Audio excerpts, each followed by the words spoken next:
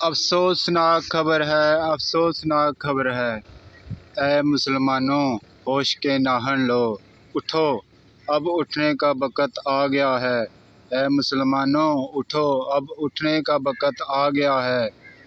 ہمارے hero centre مشتاق احمد خان جسے غزہ کی طرف پٹیلہ میں جا رہے تھے اور ان کے ساتھ 40 پٹیلہ اور بھی تھے، ان کو غزہ کی حدود میں گرفتار کر لیا گیا ہے۔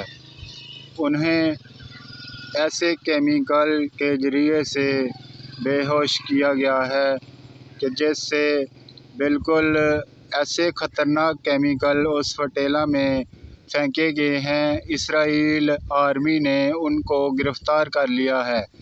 اسرائیل آرمی جدید آرمی جسے بالکل بھی ہوش نہیں ہے کہ وہ نہتے لوگ، بالکل نہتے لوگ، مسافر لوگ، وہ اپنے بہن بھائیوں بچوں کو بھوک سے ازالہ کرنے کے لیے خوراک اور ادویات لے کر جا رہے تھے، پیاسوں کو پیاس بجھانے کے لیے جا رہے تھے، بھوکوں کو کھانا کھلانے کے لیے جا رہے تھے۔ انہیں گرفتار کیا گیا ہے، انہیں جدیدیت کا سامنا کیا گیا ہے۔ عجیب ہے، اب تک پاکستان کا کوئی بھی کسی قسم کا میڈیا خاموش ہے، کسی قسم کے کوئی آدمی نہیں بول رہا۔ سینٹر مشتاق کو گرفتار کر لیا گیا ہے۔ یہ عالم اسلام کی ناکامی ہے، یہ عالم اسلام کی بالکل بے شرمی ہے، بالکل بے شرمی کی حد ہے۔ یہ بالکل ہمارے اسلاموں کو بالکل ختم کرتے جا رہے ہیں اور ان کے خلاف کوئی ایکشن نہیں لیتا۔ تم لوگ کیا سوئے پڑے ہوئے ہو؟ ادھر جا کر دیکھو، پٹیلوں میں گرفتار کر لیا گیا ہے ان کو، جو بیچارے معصوم بچوں کی حفاظت کے لیے، معصوم بچوں کی دیکھ بھال کے لیے جا رہے تھے، ان کی دعا کے لیے جا رہے تھے، ان کی خوراک کے لیے جا رہے تھے، ان پر ظلم کیا جا رہا ہے۔ یہ آواز پوری دنیا میں گونجنی چاہیے۔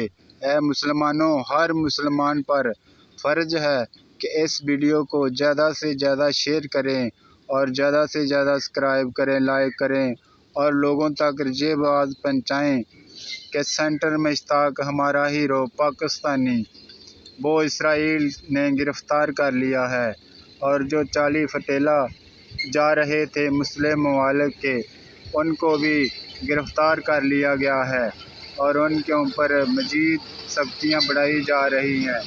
ان نے کیمیکل